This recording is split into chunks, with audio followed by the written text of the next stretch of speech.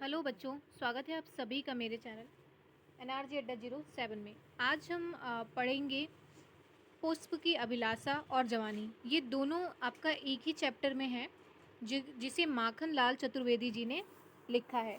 तो सबसे पहले हम देखिए, चैप्टर पढ़ने से पहले ये दोनों एक ही चैप्टर है, ठीक है। ये आपका 9वां चैप्टर है और ये माखन लाल चतुर्वेदी जी ने ही लिखा है। सबसे पहले हम किसी चैप्टर को कवर करने से पहले हम उनके राइटर के बारे में थोड़ा जानेंगे, क्योंकि राइटर के बारे में आ सकता है और ये तो इम्पॉर्टेंट है। जो आपका है पुष्प की अभिलाषा, ये इम्पॉर्टेंट चैप्टर है, ठीक है। नेक्स्ट हम चलेंगे, देखिए जीवन परिचय। जो ये माखन लाल जो चतुर्वेदी जी हैं, ये हिंदी जगत के सुप्रसिद्ध कवि, लेखक और पत्रकार रह चुके हैं। इनका जो जन्म हुआ था ये 4 अप्रैल सन 1889 में हुआ था, 1889 ईस्वी में। और इनके पिता का नाम क्या था? पंडित नंदलाल चतुर्वेदी। इन्होंने और इनके जो पिता थे वो क्या थे? एक अध्यापक थे। इनके जो पिता थे वो क्या थे? अध्यापक रह चुके थे, ठीक है। आगे हम चलेंगे कि जो माखन लाल जी की पढ़ाई थी, इन्होंने अपनी प्रारंभिक शिक्षा अपने ही गांव में प्राप्त की थी और इसके पश्चात इन्होंने घर पर ही संस्कृत, बंगला, गुजराती और अंग्रेजी भाषा की इन्होंने क्या किया था? अध्ययन किया था। इन्होंने कि अपने आप इन्होंने इन सारी भाषाओं का अध्ययन किया था। ये कुछ समय तक अध्यापक के रूप में भी कार्यरत रहे। इसके पश्चात इन्होंने खंडवा में कर्मवीर नामक साप्ताहिक पत्र का संपादन कार्य आरंभ किया और 1913 में ये मासिक पत्रिका प्रभा के संपादक पद पर नियुक्त हुए थे, ठीक है। हम थोड़ा थोड़ा जान लेते हैं इनके बारे में, ज़्यादा हम नहीं पढ़ेंगे क्योंकि चैप्टर हमें पढ़ना है। आगे है कि भारत सरकार द्वारा इन्हें पद्म विभूषण की उपाधि से सम्मानित किया गया तथा इनकी रचना हिमतरंगिनी के लिए इन्हें साहित्य अकादमी पुरस्कार से सम्मानित किया गया। पद्म विभूषण से भी और साहित्य अकादमी पुरस्कार से भी इनको सम्मानित किया गया। अब इनकी देखिए जो कृतियाँ हैं, यानी कि जो रचनाएँ हैं, वो कैसे पढ़ेंगे हम कि इनकी जो रचनाएँ हैं, कृष्ण अर्जुन युद्ध है, हिमतरंगिनी है, युग चरण है, समर्पण है और हिम किरीटनी है, ठीक है।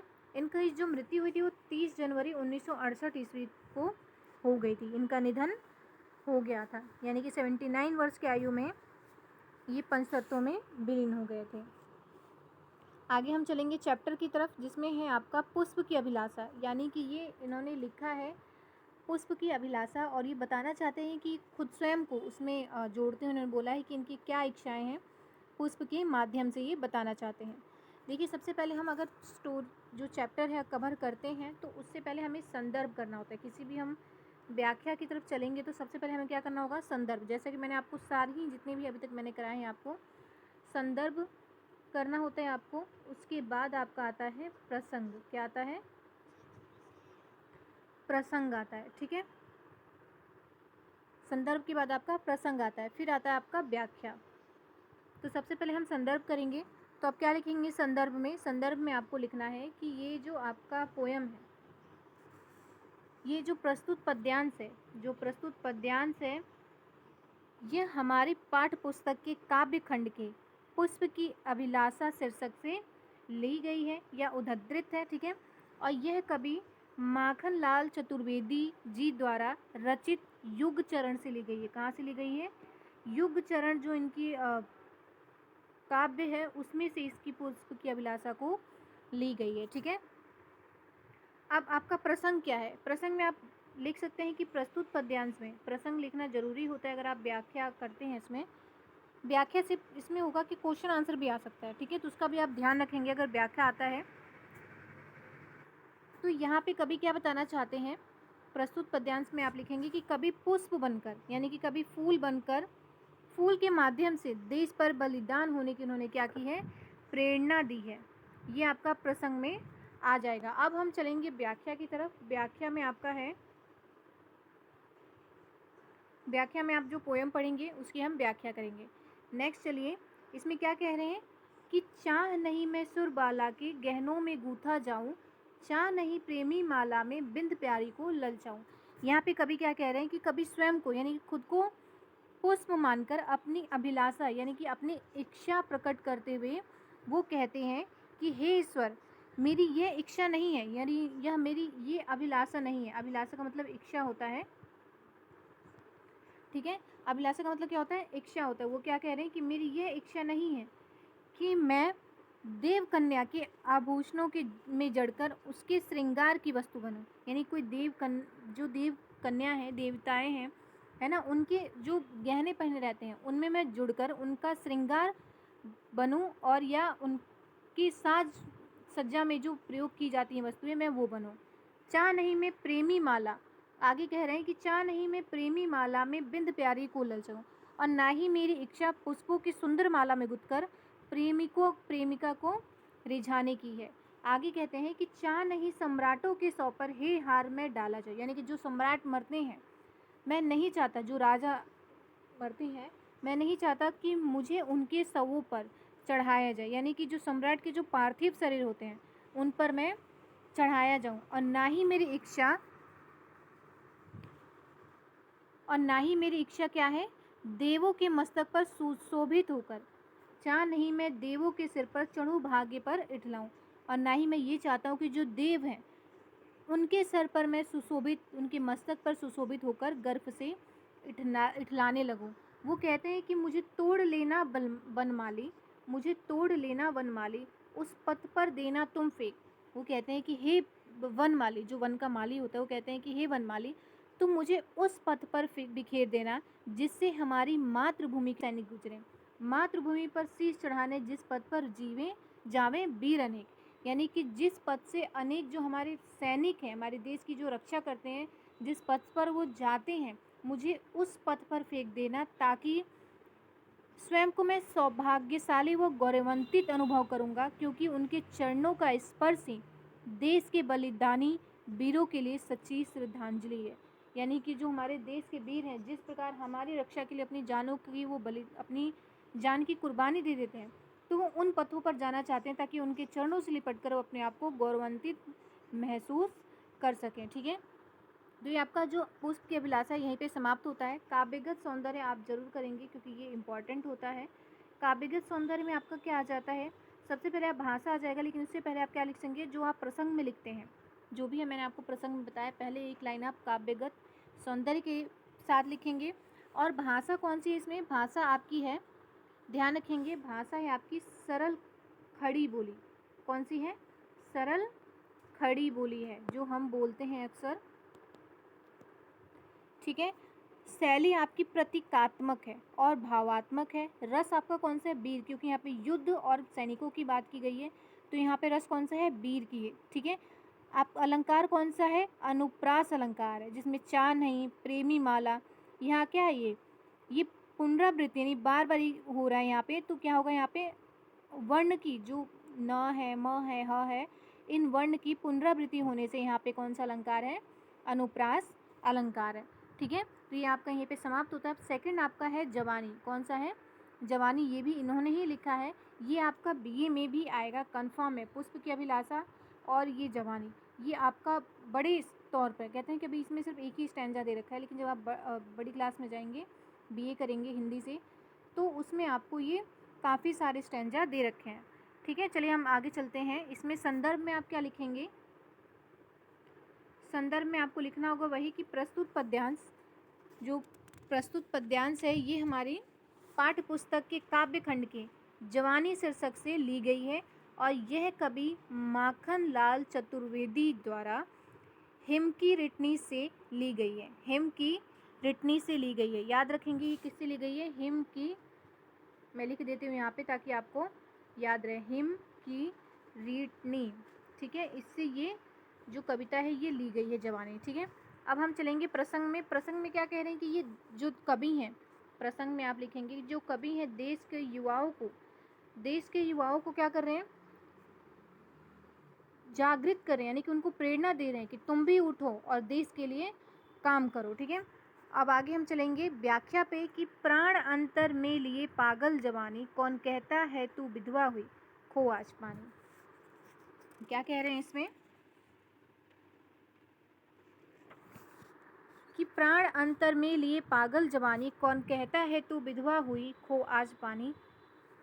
कवि जो है देश के युवा वर्ग को प्रेरित करते हुए कहते हैं कि हे युवा वर्ग, तुम अपने अंदर असीम उत्साह, शक्ति और सजीव सकारात्मक प्राण तत्व को समेटे हुए हो। यानी कि इंसान जब जवान होता है तो उसमें नई उमंग, नई जोश रहता है, तो वो जो भी हमारे युवा लोग हैं उनको क्या कर रहे हैं, वो लोग उनको प्रेरित कर रहे हैं, ठीक है, कि अपनी शक्ति को पहचानो। पुनः से वे युवा युवक से क्वेश्चन करते हैं कि किसने तुमसे कहा कि तुम निस्तेज हो गए हो, या तुमने अपनी पानी यानी कि तेज रूपी को, पति को क्या कर दिया तुमने, खो दिया। यानी कि जो तुम्हारे अंदर प्रतीकात्मक, इस उम्र में तुम्हें युद्ध के लिए जाना चाहिए, और इस समय जो हमारे सैनिक हमारी रक्षा कर रहे हैं, उसी प्रकार तुम्हें भी उस सैनिकों जैसे हमारी रक्षा करते हैं, वैसे भी तुम्हें भी उन सैनिकों की तरह बनकर देश के लिए क्या हो जाना चाहिए, देश के लिए न्यौछावर हो जाना चाहिए। वो कहते हैं कि चल रही घड़ियाँ, चल रहे नभ सितारे, चल रही घड़ियाँ, चले नभ के सितारे, चल रही नदियाँ, चले हिमखंड प्यारे, चल रही है सांस। अब उसमें कह रहे हैं कि मैं जिधर भी जाता हूँ उधर ही मैं गति देखता हूँ, यानी कि घड़ियाँ चल रही हैं, आकाश के सितारे निरंतर गतिशील हैं, नदियाँ पर्वतों से निकलने के बाद रुकते नहीं हैं, अर्थात वो कहीं भी अगर उनको रोका भी जाए तो भी वो उसको तोड़ कर आगे बढ़ती हैं। पहाड़ों पर क्या है, बर्फ़ के टुकड़े सड़क सड़क कर अपनी गति का प्रदर्शन करते हैं। फिर तू ठहर जाए, 2 सदी पीछे की तेरी लहर जाए, फिर तू ठहर जाए। और कह रहे हैं कि इन सब में ये प्राणी मात्र जो सांसें तो निरंतर चल रही हैं, जो प्राणी मात्र होता है वो क्या कर रहा है, वो अपनी बस अपने ही देखता है, खाना पीना नौकरी बस यही देखता है। यानी कि उसमें बस एक कहते हैं कि रोबोट वाली जो गुड़िया होती है कि एकदम काम हमने क्या कर दिया, हमने इसको बता दिया कि तुम्हें ये करना है ये करना है, तो इंसान वैसे ही चल रहा है आजकल। तो एक प्राणी मात्र भी उसमें क्या है, सिर्फ सांसें ही चल रही हैं और कुछ नहीं। इसमें कह रहे हैं कि तुम ठहर जाओ, तुम एक गतिशील हो, इस वातावरण में जैसे सारी चीज़ें गतिशील हैं, तुम्हें भी अपनी गतिशीलता दिखानी होगी। फिर तू ठहर जाए, 2 सदी पीछे की तेरी लहर जाए, यानी कि समय बीत जाने पर जब तुझमें तरंगे उठेंगे तो उन तरंगों में 2 शताब्दी पीछे वाली गति होगी। पहन ले नर मुंड माला, उठ स्वमुंड सुमिस्त्र कर ले, भूमि सा तू पहन बाना आज धानी, प्राण तेरे साथ है उठ रही जवानी। कभी कहते हैं कि हे नवयुवक, जवानी तू उठ और दुर्गा की भांति मनुष्यों के मुंडों की माला पहन ले, और नरमुंडों की इस माला में अपने सिर को सुमेरु यानी कि अर्थात बलिदान के क्षेत्र में सबसे ऊपर रहे।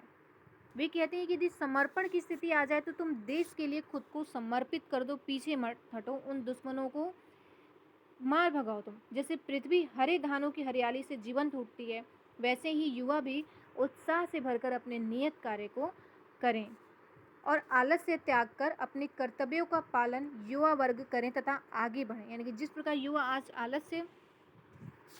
आलस्य में डूबा हुआ है, वो उनको कह रहे हैं कि तुम उठो और आलस्य को त्याग कर आगे बढ़ो, अपने साहस का परिचय दो, अपनी वीरता का परिचय दो। ठीक है, अब हम इसमें चलेंगे काव्य गत सौंदर्य। क्या पढ़ेंगे हम, काव्यगत सौंदर्य। काव्यगत सौंदर्य में आप क्या कहेंगे, इसमें देखिए भाषा आपकी खड़ी बोली है। भाषा कौन सी है, खड़ी बोली, सरल खड़ी बोली सेम है उसमें, क्योंकि ये भी सेम है जो हमने पीछे पढ़ा था। अब देखिए आपकी, अब इसमें गुण कौन सा है, ओज है, रस कौन सा है, वीर है, शब्द शक्ति आपकी अभिधा है, अलंकार कौन सा आपका, अलंकार आपका है अनुप्रास अलंकार। कौन सा है, अनुप्रास अलंकार है, इस बात का ध्यान रखेंगे। ठीक है, नेक्स्ट हम चलेंगे दूसरे पे, यानी कि द्वार बलि का खोल चल भूडोल कर दे, एक हिमगिरी एक सिर का मोल कर दे। इसमें क्या कह रहे हैं कि कभी युवाओं को संबोधित करते हुए कहते हैं कि हे युवा वर्ग, तुम अपनी मातृभूमि के लिए बलिदान का द्वार खोल दो, तुम चलो आगे बढ़ो, तुम्हारे आगे बढ़ते उत्साहित कदमों में इतनी शक्ति हो कि उस पैर से पृथ्वी कंपित हो उठे। उस पर कहते हैं कि मसल कर अपने इरादों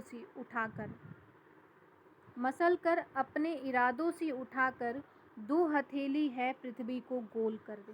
इसमें क्या करें कि हिमालय की रक्षा के लिए तुम सब एक एक सिर को समर्पित कर दो, अपने प्राणों का उत्सर्ग कर दो। तुम्हारे इरादे यानी जो इतने मजबूत हों कि तुम अपने इरादे रूपी हथौली को, तुम्हारे इरादे मजबूत हों कि उन अपने हथेलियों से ही तुम संकल्पों के समान उठाकर पृथ्वी को मसल कर गोल कर दो, अर्थात अपने संकल्प को दृढ़ करके कठिन से कठिन काम भी तुम कर पाओ, इतने सामर्थ्य बनो।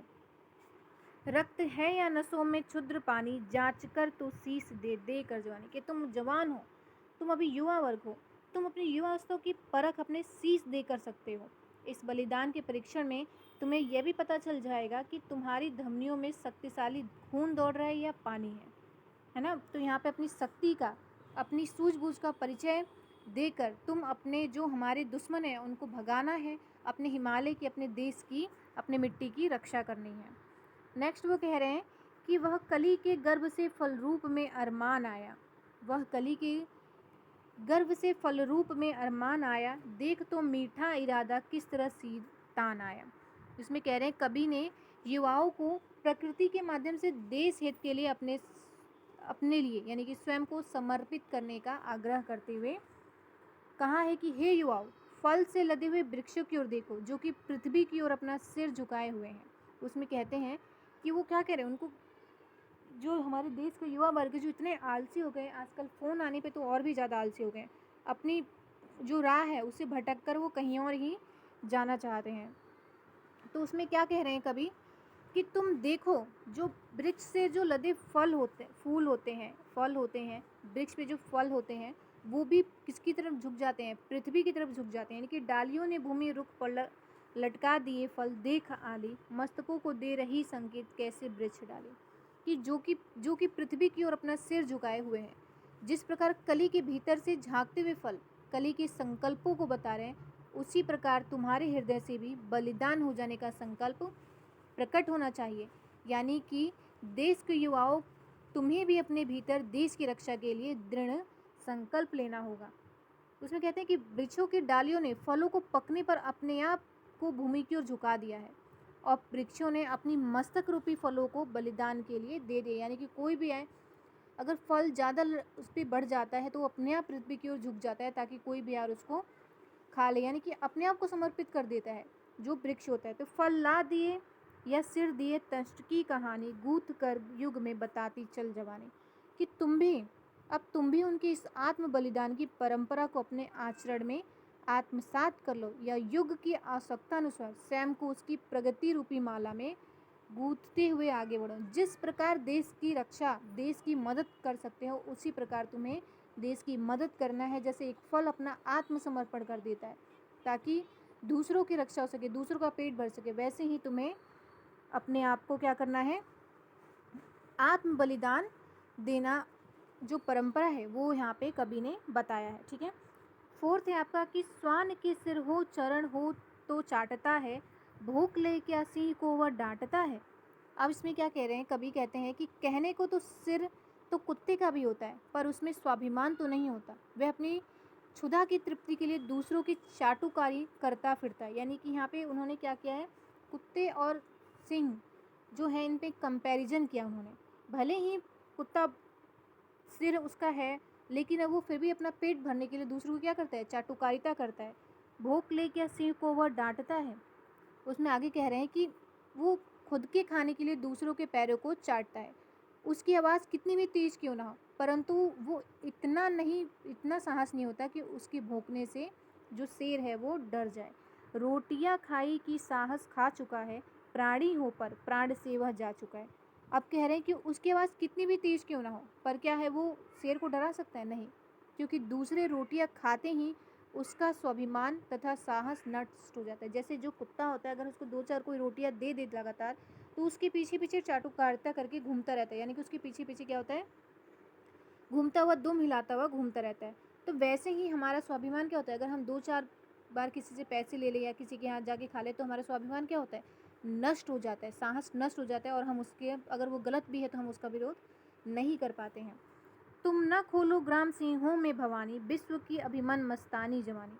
आप क्या कह रहे हैं कि अतः देश के शक्ति स्वरूप नवयुवकों, तुम्हें भी अपने स्वाभिमान की रक्षा करनी है और पराधीन नहीं रहना है, यानी कुत्तों की तरह रोटी के टुकड़े के लिए अपने स्वाभिमान को नहीं खोना है। तुम्हारी ऐसी मस्त जवानी का पूरी दुनिया लोहा माने, क्योंकि तुम्हें अपनी प्रचंड दुर्गा जैसी असीम शक्ति को आपसी झगड़ों में नष्ट नहीं करना है और तुम्हें इस देश के जो दुश्मन हैं उन सब का संहार करना है। ठीक है। 5वां हम पढ़ेंगे कि ये न मग है तब चरण की राखिया है, बलि दिशा की अमर देखिया है। ये ना मग है तव चरण की रेखियाँ हैं, बलि दिशा की अमर देखा देखियाँ हैं। कवि कह रहे हैं कि ये मार्ग जो तुम्हारे समक्ष है, यानी जो तुम्हारे सामने है, तुम्हें दिखाई दे रहा है, ये पूर्वजों के आदर्शों के चिन्ह है। यानी जो तुम्हारे पूर्वज हैं, जिन्होंने तुम्हें अंग्रेजों से लड़ाई लड़ी, मुगलों से लड़ाई लड़ी, है ना, तो वे आदर्शों के चिन्ह हैं। इन मार्गों का निर्माण तो युवाओं ने ही किया है। युवा उन मार्गों का निर्माण करते हैं जो उन्हें बलि वेदी की दिशा की ओर ले जाते हैं। विश्व पर पद से लिखे कृति लेख है ये, धरा तीर्थों की दिशा की मेख है ये। इसमें कह रहे हैं कि युवाओं के लिए आवश्यक है कि वे अपने पूर्वजों का अनुसरण करें अथवा दूसरों की देखा देखी करते हुए बलिदान के मार्ग पर चलने के लिए तत्पर हैं। और जो वीर वह होते हैं, अपने प्राण की कभी वो परवाह नहीं करते और हमेशा बलिदान के लिए तत्पर रहते हैं। धरा तीर्थ की दिशा की मेख है ये, प्राण रेखा खींच दे उठ बोल रानी। और उसमें क्या कह रहे हैं कि ये तो संसार पथ पर पैरों से लिखे कार्य रूपी जो है लेख है।